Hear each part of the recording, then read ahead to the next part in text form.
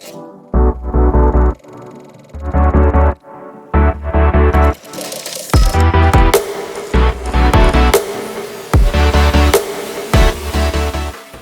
temas de la aplicación de las NIF, creo que tenemos también que irla revisando con respecto a la declaración de renta del año 2018. Y quisiera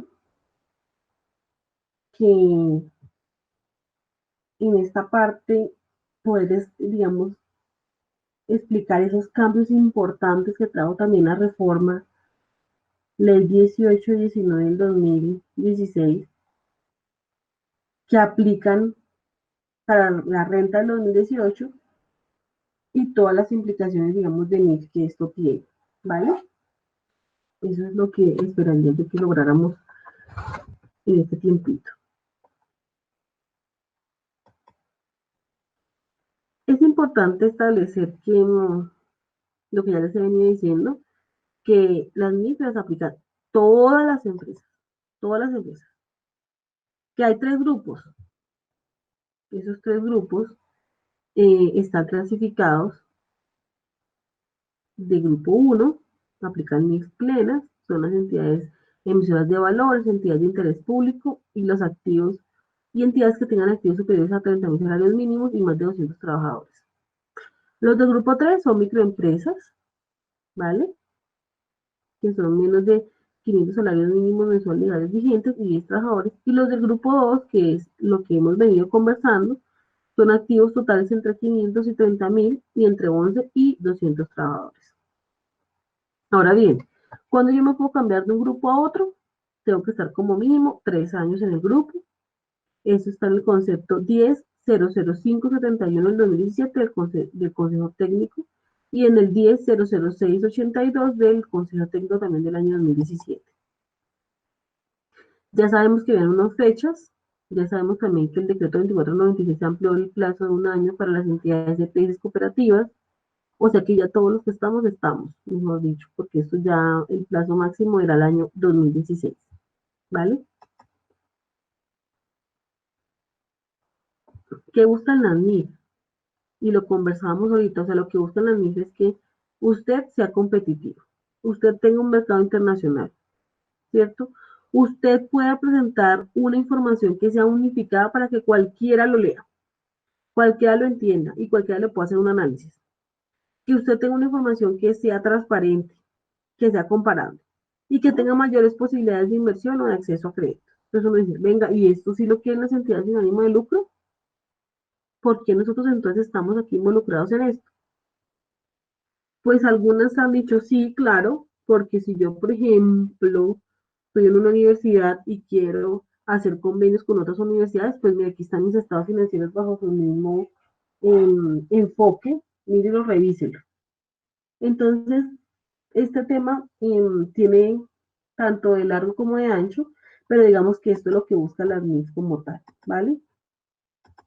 También es importante saber que la opción de NIF es de toda una empresa, de toda, o sea, si es una entidad sin ánimo de lucro, pues de toda la entidad sin ánimo de lucro, porque aquí no solamente yo tengo cifras financieras, sino que aquí tiene que estar involucrado el personal, el negocio, todas las áreas de comunicación, para que al final mis estados financieros reflejen la realidad. Y esto va más relacionado en el tema de la elaboración de las notas. Si efectivamente las notas tienen que incluir temas de proyectos sociales, tienen que incluir temas de inversión, si tienen que incluir temas de todo el tema de, no sé, de ejecución como tal de la actividad principal, que es, digamos, ya en un club de una empresa muy grande, pues todas las áreas tienen que estar involucradas para que este proceso se dé y se dé de manera adecuada, ¿vale? Ahora bien, ya hablamos de los estados financieros también, ya los revisamos, de que es un tema que ya lo estuvimos revisando. Hay que verificar que efectivamente yo esté midiéndolos a un valor razonable, más que todo en tema de inversiones y efectivo, que yo reconozca el ingreso de manera adecuada, porque acuérdense que ya el ingreso no es con la factura, sino que yo haga entrega del servicio o transfiera los riesgos, y que yo también haga un reconocimiento en propiedad, planta y equipo, como debe ser. Mucho cuidado con los costos. Si voy a saber costo revaluado, puedo usarlo o no puedo usarlo, en qué momento puedo usarlo, y las vías útiles. Entonces hay que tener mucho cuidado con este tema también. Otro punto importante son las propiedades de inversión. Las propiedades de inversión pues generan beneficio y al generar beneficio eh, posiblemente yo no sé, las tenga arrendadas, este arrendamiento pues tiene un impuesto, quiere decir que yo debería tener mi RUT actualizado con esta actividad y debería tener mi RUT actualizado como responsable del IVA. Ya no estamos hablando de régimen simplificado o régimen común, no. Responsable o no responsable del IVA con la nueva reforma de ley de financiamiento. Tengo que tener también muy claro el proceso de registro contable de los intangibles, que es el mismo I+D, hasta qué momento yo lo puedo registrar.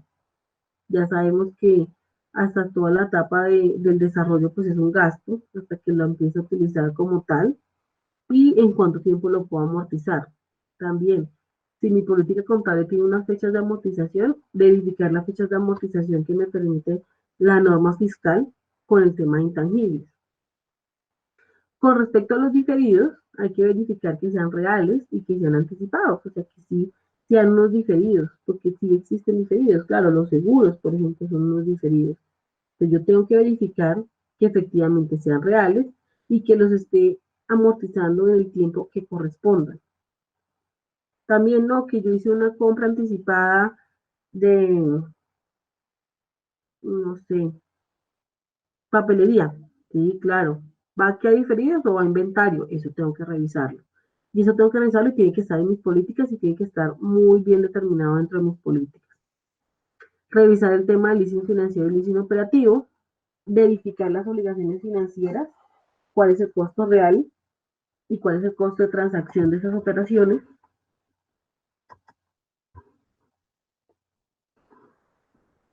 Verificar los proveedores, las cuentas por pagar, si son a corto plazo, si son a largo plazo, si se está reflejando el valor de la tasa de mercado, si son proveedores del exterior, tener en cuenta la diferencia en cambio, que ya sabemos que la diferencia en cambio es la realizada que llevo fiscalmente, pero contablemente si debo registrar la que es la causada. Entonces esas diferencias tienen efecto como tal para mí, que soy una entidad sin ánimo de lucro. ¿Es un ingreso procedente? ¿Es un ingreso no procedente? En los, eh, en los puntos de cuentas por pagar laborales también son beneficios. ¿Tengo algún beneficio? ¿Tiene algún beneficio, perdón, la compañía? La compañía ha reconocido esos beneficios a largo plazo. Tengo una tabla para verificar esos beneficios y hasta dónde ese beneficio tengo que reconocerlo o no tengo que reconocerlo.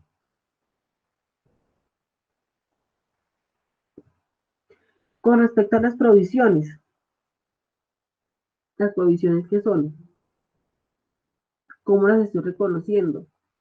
¿Es una contingencia? ¿Es una estimación? Si es una estimación, entonces apliqué los impuestos que tenía que haber aplicado al momento de registrar esta provisión. Si son unas contingencias, está soportada la contingencia a través de un análisis, una valoración, un abogado. Los costos de préstamos también hay que revisarlos, verificarlos y hacer las tablas correspondientes de análisis. El deterioro, ¿qué indicios tengo de deterioro? ¿Cómo está mi política establecida para este deterioro? Este deterioro tengo que calcular lo que anual, mensual, trimestral. Todo esto está en la política. No es que llegue cualquier persona y me diga, no, mire, es que usted no ha calculado el deterioro por esto, y porque es que yo sé que otras empresas lo hacen. No, muy bien. Pero aquí en esta empresa lo hacemos cada año, por ejemplo. Entonces, eso también hay que revisarlo. Con respecto a los contratos de proyectos, hay que revisar también el porcentaje de avance de esos contratos de proyectos. Hay que verificar en este caso si es un proyecto social y, por ejemplo, yo ya di el 100% de ese proyecto porque yo estoy haciendo unas obras de mejoramiento en casas. Eso es un gasto, es un diferido. ¿Cómo llevo ese porcentaje de avance? ¿Cómo lo reclasifico? ¿Cómo lo organizo? ¿Cómo lo presento? También eso hay que tenerlo muy en cuenta. Ahora, hay unos impactos muy importantes en los estados financieros y aquí en este caso en particular con el impuesto diferido que está en la sesión 29, creo que es un tema también que se ha discutido, se ha conversado mucho y es si las entidades sin ánimo de lucro tienen o no tienen diferido. Entonces, dentro de, digamos, del análisis que hemos efectuado, el diferido es muy, digamos, es muy raro que tengan diferidos ese tipo de entidades, porque es que yo tengo en un año egresos no procedentes y ya pagué por esos egresos no procedentes y hasta ahí llevo. No voy a tener ningún beneficio a futuro. No, que yo tengo vías útiles diferenciales, sí, pero ¿usted esas vías útiles las va a utilizar para pagar menos impuestos? No, yo solamente las voy a reportar, porque como yo pago impuestos sobre ingresos no procedentes, y cuando yo tengo diferencias, por ejemplo, en vías útiles, esa diferencia no es un ingreso no procedente, entonces yo por eso no voy a pagar impuestos, o sea, no tengo impuesto diferido. Entonces es un tema que yo pensaría que el impuesto diferido en las entidades sin ánimo de lucro mm, no deberían ir. Es muy raro, es casi muy rarísimo, pero no debería estar. Con respecto al impuesto de renta, le dejo que en la sección 29, se los dejo aquí anotados porque, como les comentaba, muchas entidades deben hacer reconocimiento del impuesto de renta sobre los ingresos no procedentes, entonces también hay que tener en cuenta esto. Con respecto a los inventarios, está la sección 13, y aquí en los inventarios pues hay que revisar lo normal que revisamos en unos inventarios, si el inventario corresponde, si no corresponde, si este inventario se ha deteriorado, pues hacer el análisis de deterioro, verificar en la política cuándo se hace ese análisis, ¿vale? Con respecto a las propiedades de planta y equipo, pues el tema así como fuerte para revisar que está en la sesión 17 es principalmente el tema de las vías útiles o también del reconocimiento de esa propiedad planta y equipo, porque si a mí la norma fiscal me habla de que yo puedo reconocerlos por cuantías menores, pero si me voy a mi política y me dice que yo lo reconozco solo es a partir de 3 salarios mínimos, pues ahí van a haber unas diferencias. Lo que yo les digo ahora, que esas diferencias tengan un impacto tributario para calcular el impuesto diferido, no estoy de acuerdo con eso, pero sí va a tener unas diferencias, pues que tengo que llevar a la conciliación o al anexo de renta y debo reportar en la conciliación fiscal que me toca reportar cada año. Lo mismo, digamos, pasa con lo que tiene que ver con el deterioro de cartera, por ejemplo.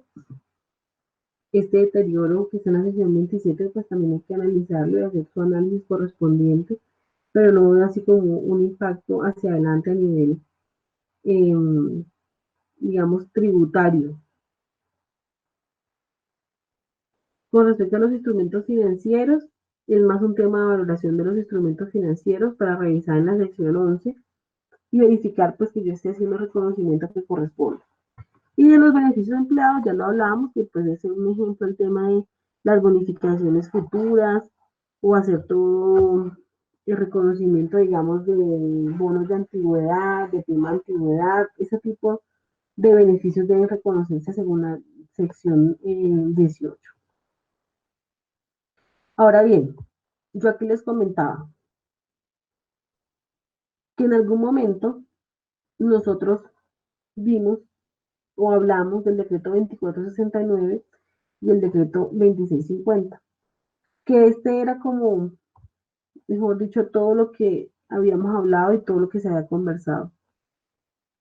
Que hay que tener en cuenta que para nosotros esto ya cambió y que ya cambió no solamente para hacer la integración de la ley 1819 del 2016 y el decreto 2150 y la ley 1943 del 2018, sino que ya nuestro decreto, este decreto cambió y se unificó y es el 2483, y es el que yo tengo que revisar y es el que yo tengo que mirar y es el que al final me da la pauta para yo saber a dónde me tengo que ubicar. Entonces, eso es muy, muy importante que lo tengamos en cuenta. Y de una vez quisiera también dejarlo establecido para que ustedes también lo tengan presente. Esta normatividad, este cuadrito de normatividad que vimos aquí al principio, me parece muy importante que ustedes no lo pierdan de vista, lo tengan súper presente. ¿Recuerdan este? Porque este cuadrito me va a indicar a mí y va a tener todo el soporte para que de una vez ustedes vayan cambiando este lenguaje. Y se los quiero dejar aquí.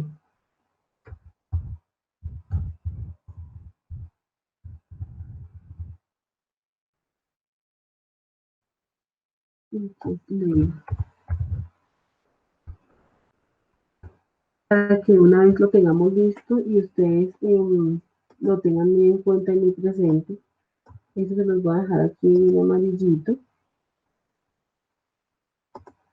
Pues porque ya hablamos de que esto está eliminado y ahora es el 2483.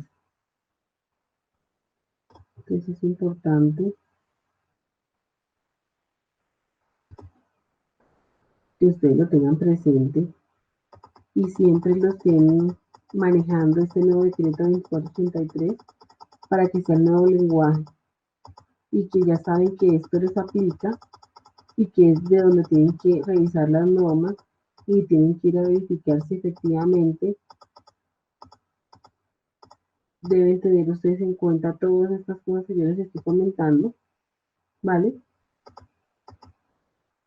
Y verificar en este decreto 2483, que al final es lo mismo pero compilado, pues cómo es que yo debo llevar mi contabilidad al día de hoy. Con cada uno de los puntos que les comentaba anteriormente, pues lo que tenemos que tener en cuenta y tenemos que tener presente al final es que el deterioro de cartera como tal está en el artículo 87, porque yo tengo un deterioro determinado y volvemos a retomar, y sé que de pronto es muy repetitivo, pero para recordar, yo tengo unas políticas contables con unos temas en las políticas contables, con unos deterioros, con unas vías útiles, con unos manejos contables, pero tributariamente no lo puedo tomar. Y esto, digamos, es como estos cuadritos que quiero que revisemos. Yo tengo una cartera, yo tengo un deterioro en mi política del cálculo de esa cartera, pero, pero, fiscalmente tengo que irme a revisar el decreto 187 de 1975, en su artículo 87, o el decreto único tributario 1625, donde me establece que la provisión de cartera se calcula de una manera diferente. Entonces, tengo ya, claro, mis estados financieros, tengo mi política, la implementé, la apliqué con base en el deterioro, pero cuando vaya a elaborar mi declaración de renta, me toca irme al decreto 187, ¿vale? O al decreto único tributario, que ahí también está.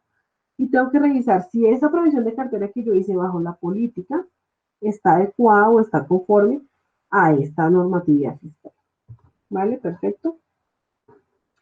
Con respecto a los inventarios, lo mismo. Tengo que tener en cuenta que puedo tener un deterioro de inventarios parcial o puedo tener un deterioro de inventarios total.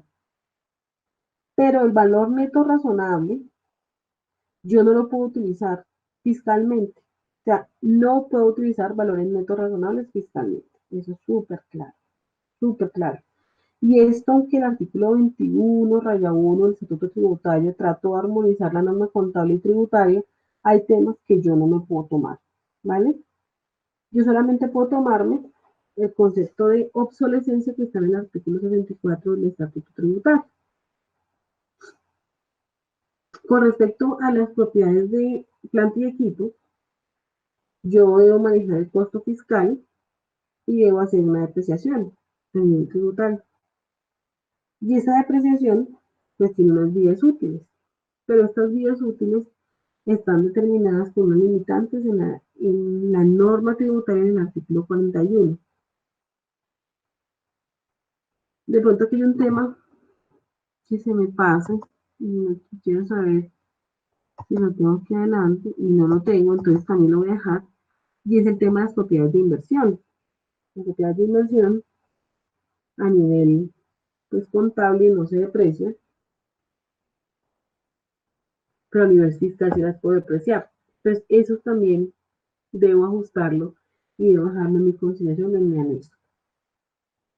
Con respecto a los diferidos, yo los diferidos como tal los puedo seguir manejando a nivel fiscal, me siguen dando un tiempo para hacer la amortización de esos costos o gastos operativos, y esos costos de investigación y desarrollo también me los podría tomar dentro del tiempo en que yo ejecuto el proyecto o lo que estoy realizando, digamos si estoy en una universidad, por ejemplo.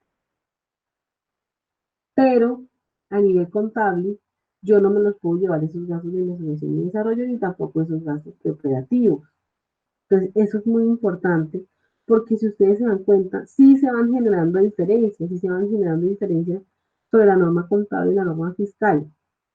Pero esas diferencias no tienen a veces efectos fiscales. Y al no tener efectos fiscales, quiere decir que no me va a generar pagar mayor valor de renta, pues entonces no tendría por qué calcular el impuesto inferido. Con respecto a las provisiones, solamente fiscalmente me las puedo llevar cuando sean comprobables y por cierto sería ya más de una estimación a la cual yo debería ya pues efectuarle los impuestos que correspondan, efectuarlos, digamos, los impuestos y pagar los impuestos que correspondan, ¿sí? En el periodo en que yo registre estas estimaciones. Porque ya también tenemos que recordar que no es necesario tener la factura documento para yo reconocer un ingreso, un costo o un gasto, sino que si el hecho se da y se comprueba que el hecho se da y ya se realizó, pues yo lo puedo registrar en mi contabilidad y al mismo tiempo en la parte tributaria. O sea, puedo ya reconocerme esas retenciones y pagarlas o ese IVA y descontar. La diferencia, en cambio, como les decía, pues es solamente la realizada, la que yo me tengo que llevar fiscalmente, pero contablemente, pues sí tengo que hacer los cálculos normales de la diferencia en cambio de esas monedas extranjeras que yo tengo, ya sea en el equivalente efectivo, en inversiones, en cuentas por cobrar, en cuentas por pagar, y esas diferencias como tal, pues van a quedar registradas como una diferencia en cambio causada y fiscalmente no es aplicable. El tema de registro de diferencias, efectivamente los efectos fiscales hay que dejarlos registrados. Como les comenté, el valor razonable solamente podrá ser utilizado en la realización y es una diferencia del impuesto diferido temporaria, pero digamos lo que les digo, a nosotros no nos afectaría como entidad sin ánimo de lucro. Y el costo amortizado, pues hay que tenerlo presente porque pueden ser las deudas con casas matrices. Con respecto a las acciones, la pérdida de acciones, aunque sí, pues aunque contablemente se la lleve como un gasto por esa pérdida, pues fiscalmente no es deducible según el artículo 153 del Estatuto Tributario. Entonces también voy a tener otra diferencia aquí. Con respecto a los gastos pagados por anticipado, después de que yo los pueda comprobar, de que yo presente que si existe una realidad que es comprobable, pues eso se puede registrar como pues como un gasto pagado por anticipado, la redundancia, en un activo pues diferido, si le pudiéramos llamar así. Muchas entidades lo que hacen es que lo reclasifican si es un inventario en inventario, si es una propiedad, planta y equipo, una propiedad, planta y equipo, y eso sucesivamente, pero pues sí se puede llevar al activo y se puede amortizar en el tiempo que se tenga establecido dentro de la política. Los gastos operativos, ya hablamos que son un activo bajo norma fiscal y puedo amortizar hasta el 20% anual, y ya eso también lo hemos conversado. Con respecto a los ingresos, ya es claro que el reconocimiento de ingresos es cuando efectivamente se realiza, o sea, se presta o se entrega el bien. Y eso es cuando se involucra más de una transacción, según el artículo 29. Existen diferencias que son importantes, como los dividendos, digamos, me queda ahí, nos queda la duda, ¿es una diferencia permanente? Habría que revisar en el caso particular si es una diferencia permanente o no. Para el caso de entidad sin ánimo de lucro, pues esto no aplicaría el tema de dividendos. La venta de inmuebles temporaria, los intereses implícitos es temporaria. Las propiedades de inversión ya se los expliqué con el tema de la depreciación. Las provisiones y o recuperaciones, habría que revisar el deterioro, si es permanente o no es permanente, porque lo que les digo, si es una estimación en vez de una provisión, pues se puede tomar sin ningún inconveniente. Los programas de fidelización de clientes y el ORI. Hay otros temas que son como de transición, que son los activos de menores cuantías, las ventas a plazo y las diferencias en cambio, como les comentaba ahorita. Porque la diferencia en cambio pues se tiene que calcular financieramente, o sea, contablemente, en cada periodo que vayamos cerrando. Pero fiscalmente únicamente me puedo llevar la que sea real, o sea, la que sea realizada, o sea, la que sea pagado, sea cancelado, ya sea que hayamos recibido el recurso de parte del cliente o que nosotros hubiésemos efectuado un pago en moneda extranjera. Con respecto a la depreciación, como ya les comentaba, está en el artículo 82, lo que se ha, digamos, dejado o se ha fijado en este artículo son los porcentajes, digamos, que yo puedo usar en cada uno de los conceptos para que lo tengamos en cuenta, para que lo revisemos y que aunque existan diferencias, como yo les comentaba, a nivel de depreciación por días útiles, estas diferencias como tal no me van a cambiar si es un ingreso procedente o no procedente. Y al no cambiarme, pues no va a haber una diferencia que tenga base en impuesto diferido, pero sí tengo que llevar un récord de esto dentro de mi control de diferencias que hablamos, porque eso hace parte de la conciliación. Hay un tema de beneficio neto excedente, pues queríamos como hacer una hojita de trabajo de esto para revisarlo, pero realmente es como yo les estaba explicando hace un momento, de que este beneficio neto excedente, pues se calcula como revisamos ingresos menos costos, menos gastos y nos queda el beneficio neto excedente. ¿Qué pasa con este beneficio neto excedente? Pues que efectivamente puede tener tres momentos. Y es un tema que quisiera que lo pudiéramos ver. Un segundo, por favor. Creo que aquí ya lo ven. Y es lo siguiente, miren.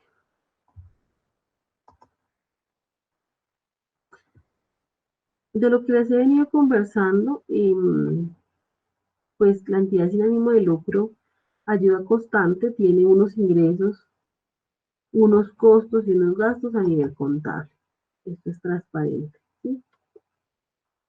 Hace unos ajustes debido a que hay unos temas que son contables, pero no tienen aplicabilidad fiscal, que son también los que hemos venido conversando en cada uno de sus aspectos. Y luego llegamos a unos saldos fiscales.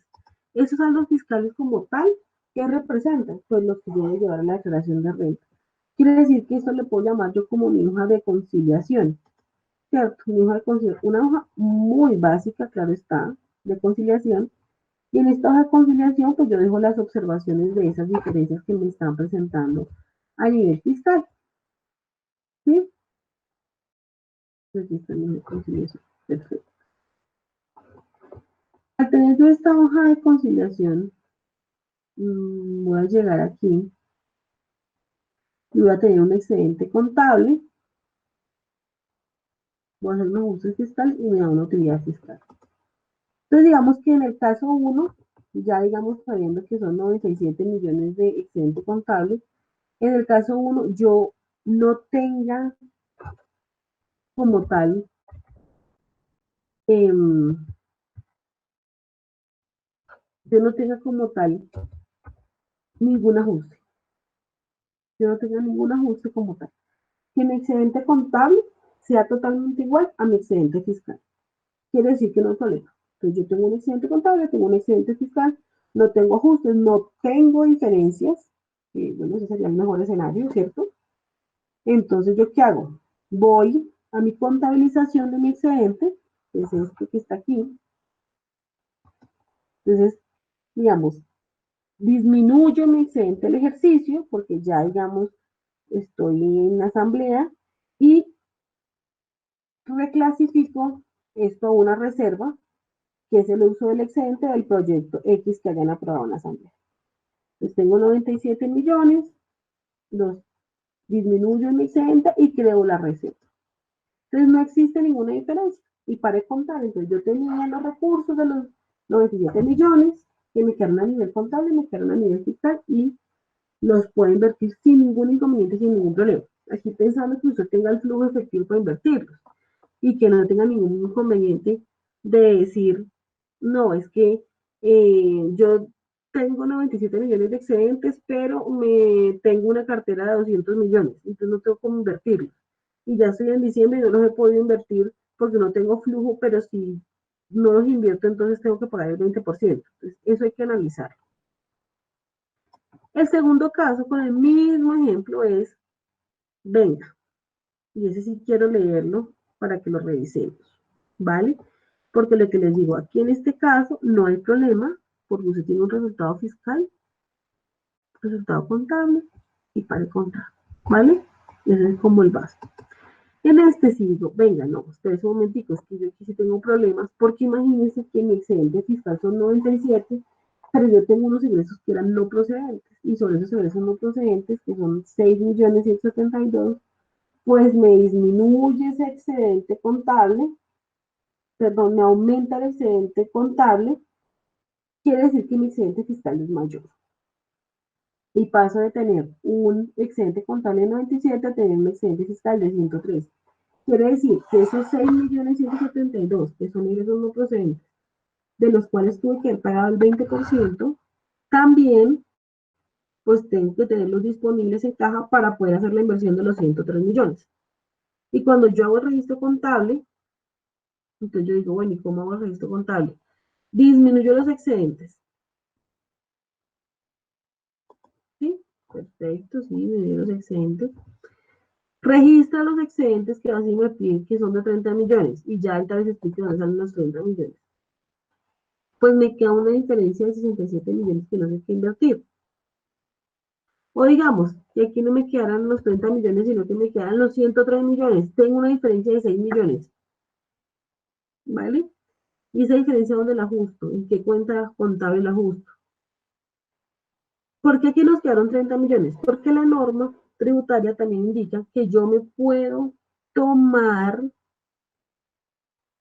como tal, me puedo tomar, o sea, puedo disminuir de ese excedente fiscal, ¿cierto? Las inversiones que se hayan realizado en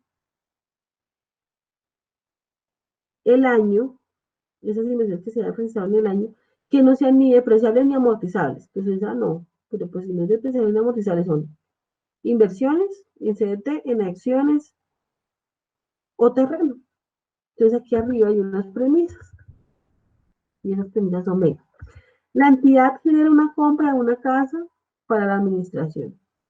El valor del inmueble fue de 500 millones y el terreno es el 35%. Ah, bueno, aquí ahora sí me importa saber cuánto es el terreno, porque ese 35% del terreno me lo puedo llevar como una inversión. Y si me lo llevo como una inversión, lo que hace es que mi excedente como tal, fiscal, que es el que tengo que invertir, se disminuye. ¿Vale? Luego me dice, la entidad constituye un CDT por 60 millones. Perfecto. pero la entidad liquida un CDT también por 30 millones. Y hay unos gastos no deducibles que no tenían soporte de seguridad social, que eran 6.172.000, estos que están acá. Entonces me dice, bueno, usted tiene un inmueble de 500 millones y el 35%, lo pueden ver aquí en la fórmula, el 35% como tal es el terreno. Ah, ok, perfecto. Pero adicional a eso, usted hizo un CDT por 60 millones, o sea que también puede tomarse los 60 millones.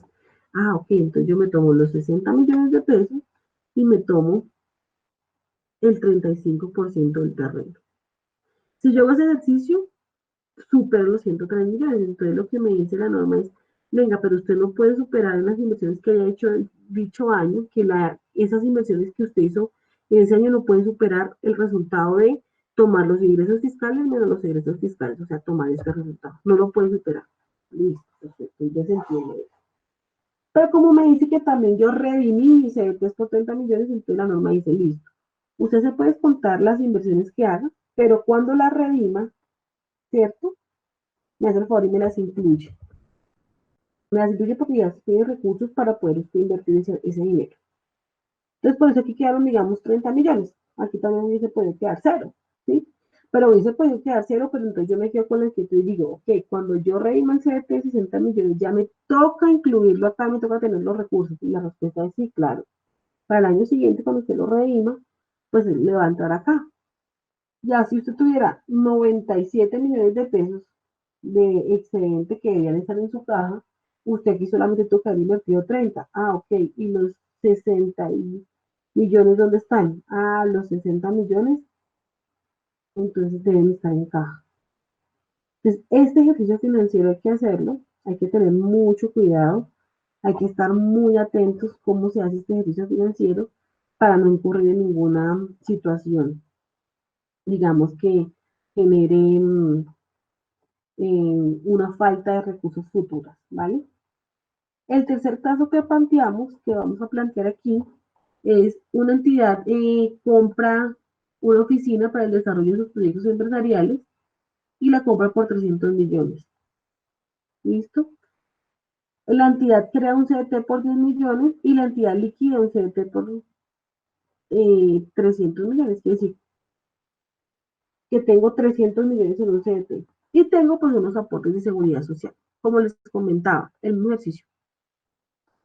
Tengo los aportes de seguridad social, nada que hacer. No quisimos hacer un ejercicio pensando en que nos quedó un excedente fiscal menor que el contable porque es muy raro que eso pase. Entonces vamos a seguir pensando que el excedente fiscal es mayor. Pero ¿qué pasa acá? Miren la diferencia tan grande que me queda, 296, porque yo hago el mismo ejercicio, pero me dicen, venga, usted compró un inmueble de 300 millones y hizo un CDT de 10 millones. Y dice, sí, pero es que venga, este inmueble es depreciable. Quiere decir que usted no se lo puede llevar allá. ¡Ah, carajo! Bueno, entonces me toca llevarme solo el CDT. Sí, solamente se toca llevar el CDT. Entonces solamente quito 10 millones. Sí. Entonces esto me da 93. Pero usted redimió un CDT. Y a redimir ese CDT quiere decir que usted tiene la plata para invertir. Entonces usted ya no me va a invertir los 103, sino que me va a invertir los 393. Entonces hay que tener cuidado con esto, porque esos son los temas. Yo llevo la declaración de renta y reporto la declaración de renta. Y adicional a eso, hay que tener mucho cuidado con hacer este tipo de compras que tengan que ver con la actividad meritoria y hacerlas directamente de la operación del año corriente. Aquí tendremos que tener unas estrategias para hacerla de la operación de los excedentes del año anterior, para que esto sí pueda tener un descuento y podamos utilizarla, esos recursos, como uso de los excedentes. Pues bueno, esto era lo que les quería como compartir con respecto a este tema de los excedentes para dejarles pues la inquietud y que revisáramos este tema en particular. Siguiendo con nuestra presentación, entonces, aquí, Entonces hay que tener muy en cuenta esto para no caer, digamos, en este tema de los mayores valores que yo debo tener en el flujo para poder hacer el proceso del manejo de los excedentes. Es importante también tener en cuenta que para yo probar el uso del beneficio de este excedente, pues debo manejar una cuenta contable donde yo pueda verificar que el excedente como tal fue disminuido de la cuenta de excedentes del ejercicio y fue llevado a una cuenta de reservas o excedente del año grabable y cómo se dio su ejecución. También hay que tener mucho cuidado con el manejo de la cuenta de inversiones, como les acabo de explicar en los ejemplos, y con la cuenta de propiedad, planta y equipo, por la compra de los activos que se hacen vía excedentes para que no vayamos a tener ningún inconveniente y también por el uso que yo le doy a esa compra, ya sea con la operación del año o ya sea vía excedente. Y otro tema importante que hay que tener en cuenta es el tema pues de las actas, porque es que las actas empiezan a repercutir aquí en el sentido de que yo debo tener todo en acta para que todo tenga cumplimiento y que este valor del manejo de cuentas de excedentes tiene que corresponder exactamente al acta y a cómo en el acta se distribuye todo el proceso del manejo de excedentes y a qué proyectos o qué usos se le van a dar a ese manejo de excedentes. Importante, importante, importante, los excedentes del año 2018 tienen que aprobarse y tienen que establecerse cuál es el destino, cuál es la inversión y cuáles son los plazos, y eso hay que hacerlo máximo el 31 de marzo de cada año. Un ejemplo, solo para que ustedes lo revisen, puede ser: a continuación presentamos los excedentes del año 2018 por valor de 300 millones, los cuales se invertirán en los proyectos sociales de vivienda y educación, así vivienda 45% y de educación 55%. La asamblea puede haber hecho aspiración. Ese puede ser, digamos, una redacción. No quise ponerle, digamos, mucha cosa porque es una redacción básica, pero tiene como tal lo que solicita, que es el destino de la inversión y los plazos y el monto, ¿vale? Para que ustedes lo tengan en cuenta en el momento de elaborar el acta como tal que se tiene que dejar, ¿vale? Para que no vayan a tener después ningún inconveniente con esa acta.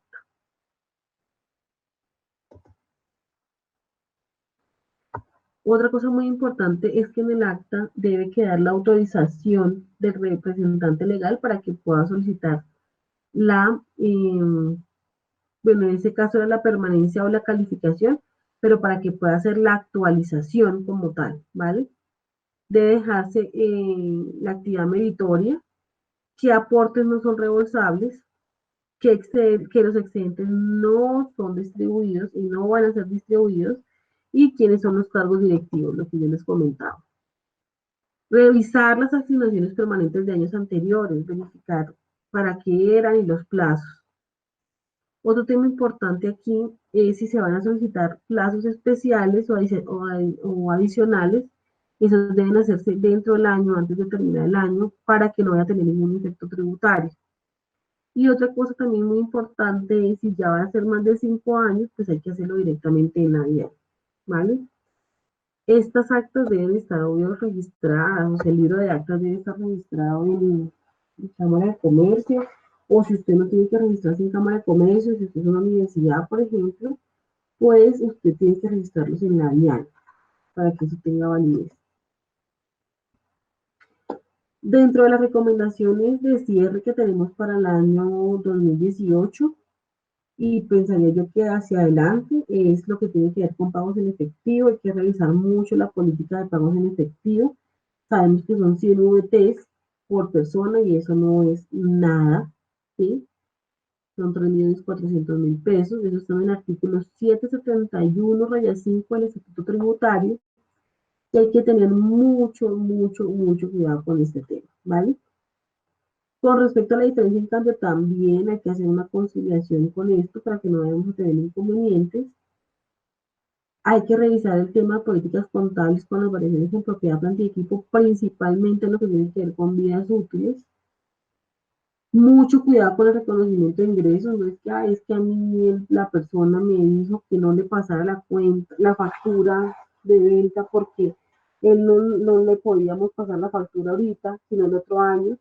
Entonces, recordar que el reconocimiento de ingresos ya no es vía factura, sino vía realización, prestación del servicio o entrega del bien. Hay que tener mucho cuidado con eso. Y los activos de 50 VTs, ¿vale? Con respecto al tema del registro de diferencias, hay que tener muy en cuenta el artículo 772 raya 1, que tiene que ver con toda la conciliación fiscal. Y aquí, digamos, les dejo muy importante todo lo que tiene que ver también con eh, las retenciones en la fuente, que ya para los soportes de seguridad social que ya se tienen que empezar a aplicar a partir de junio, si no llevan el pago de seguridad social como soporte. Debemos tener en cuenta los procesos ante la UGPP, que no vamos a tener ningún inconveniente con el pago de seguridad social, pago de planillas.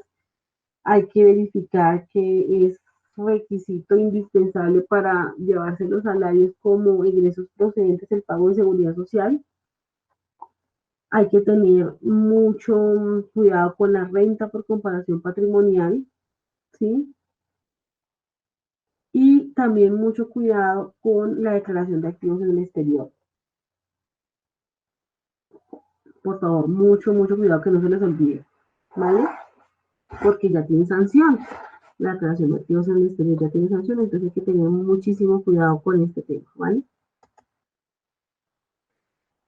Dentro de la conciliación fiscal, pues ya hicimos nuestra primera conciliación fiscal en el año 2018.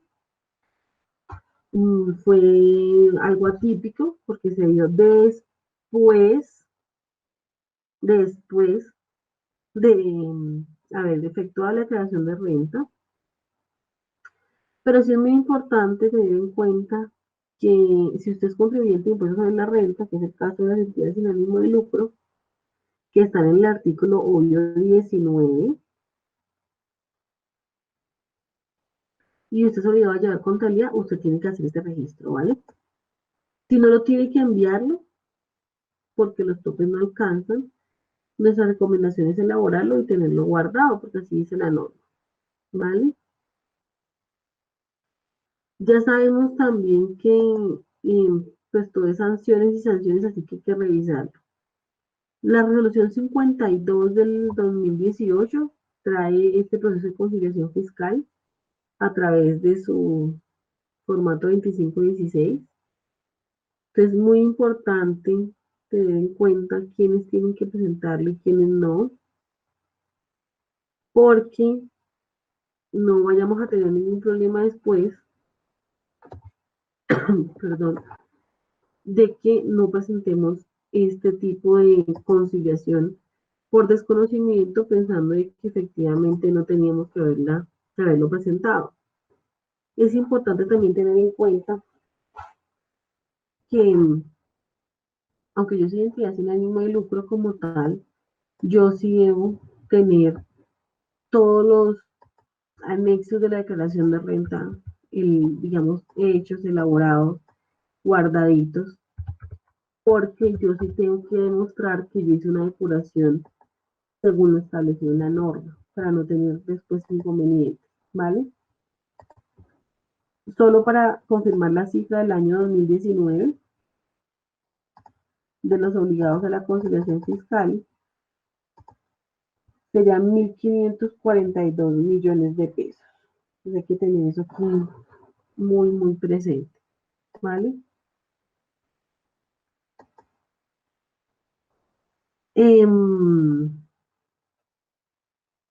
Un tema importante es esa facultad que la DIAN tiene de revisar estados financieros para revisar si la conciliación como tal está bien elaborada. Entonces, por eso digo que la base de que ahora la contabilidad sea un soporte y esté bien soportada, al final fue todo un proceso final, fue todo un proceso tributario que se dio en la DIAN, pero sí es importante tener mucho cuidado porque la DIAN puede revisar estados financieros para verificar temas de conciliación y temas de anexos de renta. Pues tiene sus sanciones, como todo, ¿cierto? Aquí al final la sanción pues es por no presentarlo. Y entonces hay que tener mucho cuidado con esas sanciones que son bastante onerosas y hay que tenerlas previstas para no cometer ningún error. Con respecto al control de detalles, como les comentaba, es un libro tributario. Yo en principio siempre había pensado desde la ley 1819 que el libro tributario no se había eliminado, aunque todo el mundo dice que se ha eliminado. Yo decía, no se puede eliminar porque yo al final sigo llevando un registro de diferencias y me toca llevar un libro tributario. Ya nada que hacer, ¿vale? Entonces, con este tema de control de detalle, pues hay que llevar un récord de las diferencias contables y fiscales y por eso insisto mucho en que no se les vaya a olvidar, no se les vaya a pasar, que eso es importante y que efectivamente deben tener presente y deben tener en cuenta que esto hay que hacerlo y que no hay, digamos, excusa para no hacerlo, porque se puede revisar y lo pueden solicitar. Digamos que de la experiencia que nos quedó en 2017, la presentamos en 2018 y de lo que vamos a presentar en 2019, pero que ya sabemos que nos pasó, muchos balances que se revisaron no estaban bajo la norma contable vigente, por lo cual hay que revisarla y por eso, digamos, es el objetivo de esta charla, hay que revisar que cumpla la norma el balance, revisar el tema del impuesto diferido porque lo que le digo para entidades sin ánimo de lucro pensamos que no aplica, verificar la facturación versus los ingresos que se han reconocido, teniendo en cuenta lo que hemos hablado de la realización real de ese ingreso, y hacer la declaración de renta y el formato al tiempo, que ya eso va a quedar subsanado para esta renta del año 2018. Un tema que también es muy importante, que ya también lo hablamos, es la exclusión del régimen. Porfa, vuelvo y lo coloco aquí como al final, porque sí me parece importante tenerlo presente, que si yo no cumplo con el objeto social, si yo no cumplo con la calificación, si yo no efectúo el registro web o alguno de mis miembros fundadores están inmersos en cualquier proceso penal, yo pierdo el beneficio. Ya no por 3 años, sino por un año. Pero sí es importante tenerlo en cuenta, ¿vale? Temas que aún nos quedan inconclusos, que pues yo diría que no se han logrado aún resolver y que pues los dejamos aquí solamente como para que ustedes tengan un poquito más en qué pensar, pero para mirar que hay que dirimir estos temas, mejor dicho. En, en los ingresos, por tener ingresos no grabados, hay que revisar el formato 2516, hay que revisar las donaciones condicionadas y hay que revisar el artículo 48 del Estatuto Tributario. Estos temitas se los dejo aquí, es para que nos quede como reflexión, que son temas que aún están pendientes por resolver, que los conceptos que le habían emitido hasta la fecha pues no se han resuelto, pero pues que se sigue, digamos, y lo seguimos nosotros también internamente diciéndole a Dayan, oiga, no se olvide que hay temas que no se han resuelto y por favor resuélvanlos, ¿vale? Entonces hay que tener mucho, mucho cuidado con respecto a eso. Hay otro tema eh, que es el tema de los egresos. Y en ese tema de los egresos, pues ya sabemos que está el tema de los tributos pagados. Aquí hablábamos del tema de las donaciones, perdón, del descuento como tal del ICE, que ya les comenté que no. Y otro tema es las inversiones, que lo hablamos, y las inversiones deben ser no amortizables y no depreciables.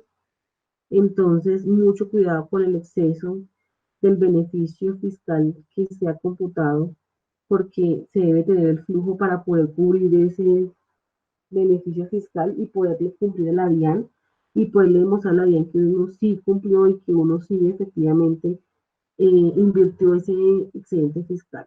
Y pues la duda grande es el fiscal o es el contable. Aún todavía no sigue quedando esa duda.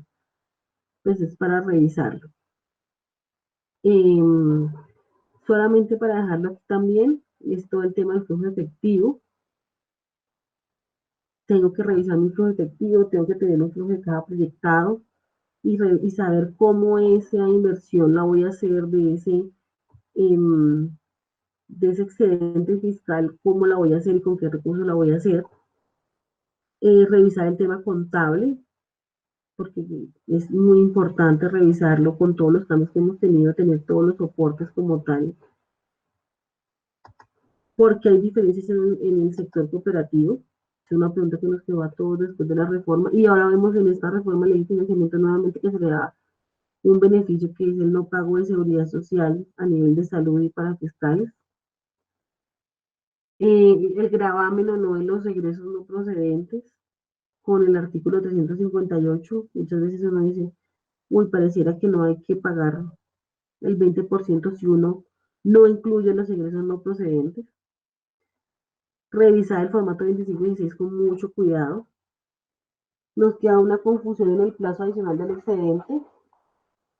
Y revisar el tema de la prórroga superior a 5 años, pues cuando ya hay que ir hasta la DIAN y decirle a la DIAN, oiga, venga, necesito más tiempo, a ver qué dice la DIAN. Yo creería que con estos temas que hemos tocado, tratamos de pues tomar todo el contexto de entidades sin ánimo de lucro a nivel contable, a nivel fiscal, con los cambios normativos tanto en la ley 1819 como en la ley 1943, y pues esperamos haber cumplido con la expectativa y agradecer mucho por este tiempo y muchísimas gracias.